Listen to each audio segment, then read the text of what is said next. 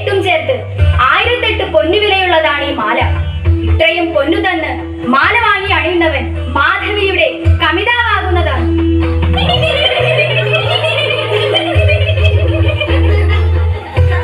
വീതമുള്ള 10 അട്ടികളും പിന്നെ ഒരു 8 ചേർത്ത് 1008 കഴഞ്ച് പൊന്നു തന്നു ഞാൻ ഈ മാല സ്വന്തമാക്കുന്നു.